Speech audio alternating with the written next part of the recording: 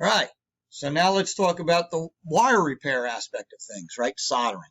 So in the classroom, you were about to make some cool stuff. I have you make some test leads, alligator clip on one end, a pin on the other end, and I had all that stuff coming together, and then Corona time.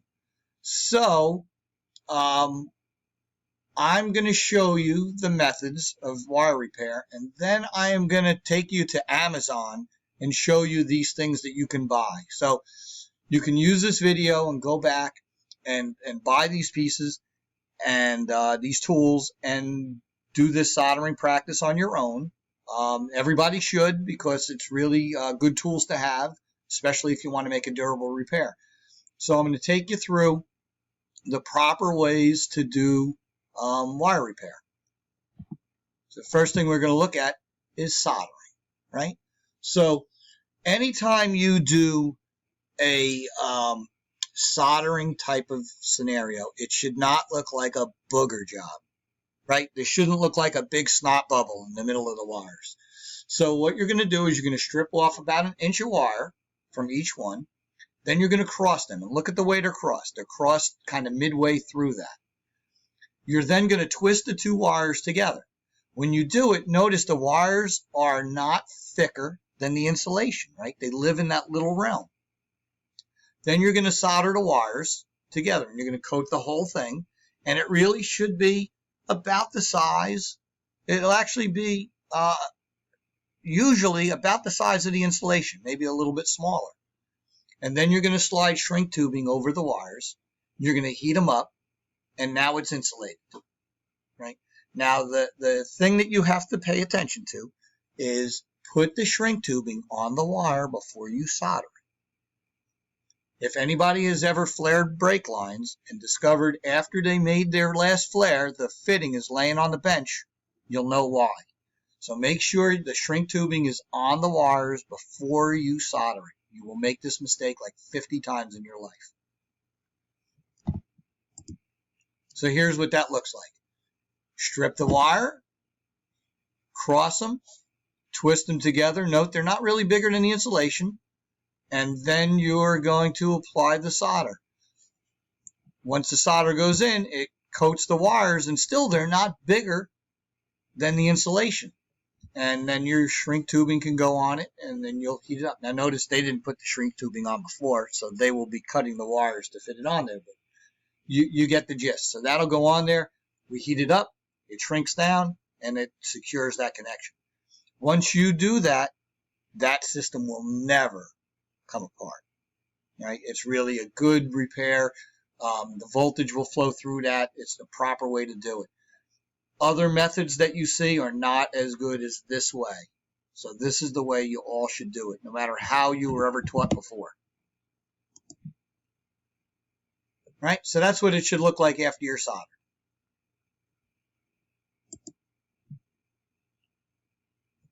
Flux is like magic, right? Rosin paste, right? You're going to use rosin core solder and rosin paste flux. It's different than the stuff that's used for pipes, and you should never use stuff that you use for plumbing, right? So this flux is a gel kind of stuff.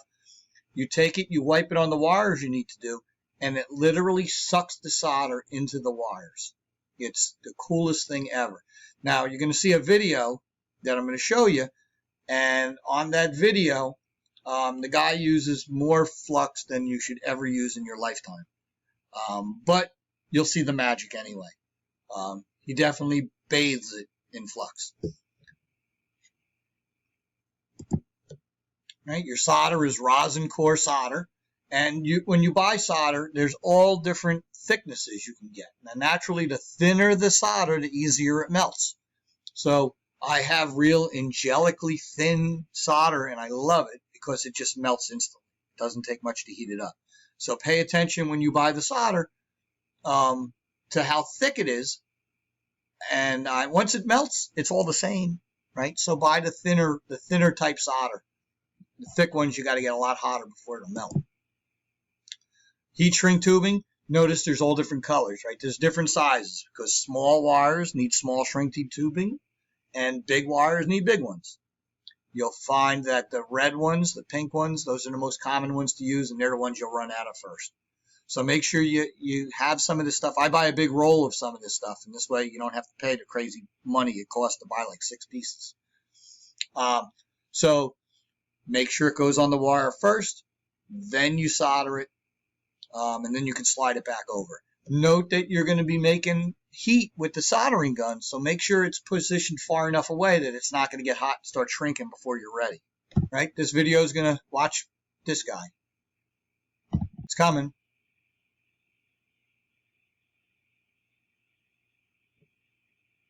Took a while. I guess that's the way it's going to fly. Iron that I use, real cheap. I like the ones that plug into the wall because they seem to stay hotter than the cordless ones. So what you want to do is the solder tip will look like that when you first start with it. It's all the old solder. Just go ahead and take a sponge and just rub it off, clean it. Mine turns blue sometimes, I don't know why. This is the flux that I use. So I sometimes dip it in there. And then set that off to the side. So I take the 2 wires, I stripped about a half inch, a little bit, about a half inch. Twist the wires together.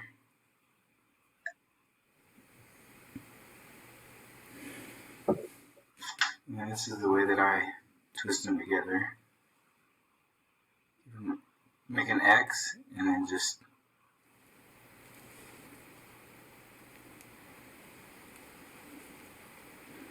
twist them into each other. So it looks like that. These little loose ends right there, I'm going to try and roll them in because that will cut the heat shrink. Once you go to heat shrink it. Okay, so there's 2 ways that I solder with flux. I don't know if this is the right way, but to me it's the easy way. So what I do is I get some flux. Just brush it on there.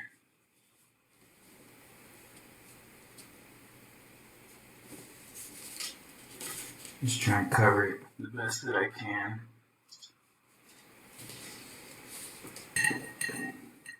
First, watch this, here comes the magic. And with the flux already on there, as soon as you touch it, it's just going to crawl into it wherever it's at. How cool is that? And then you're done. Pretty quick and easy.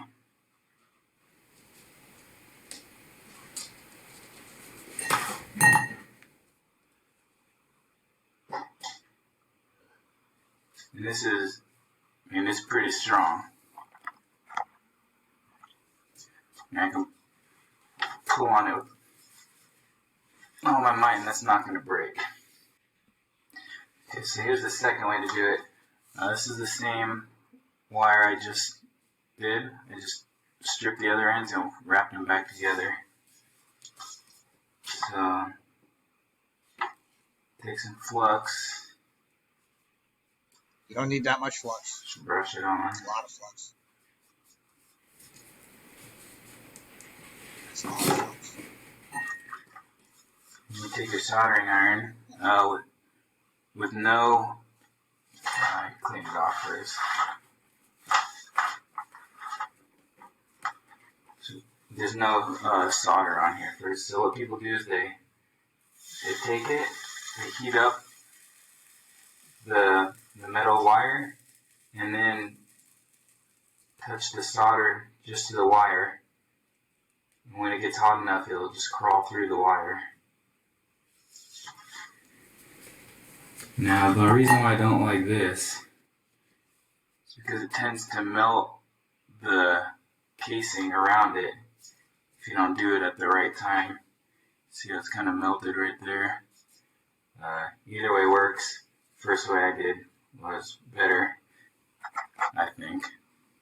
And this is, you're not going to be able to to break it. So pretty good connections. Then if you wanted to heat shrink it, of course you would have put the heat shrink on before. Just cut it a little bit bigger than what you have. Slide it on. Just take your heat gun, just hold it right over it.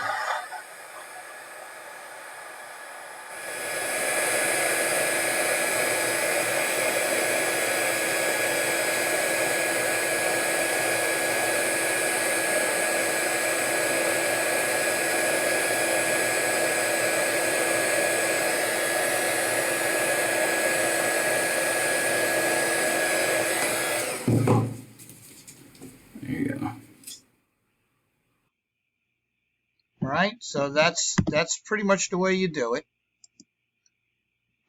And now another way is crimping. So I used to have this one video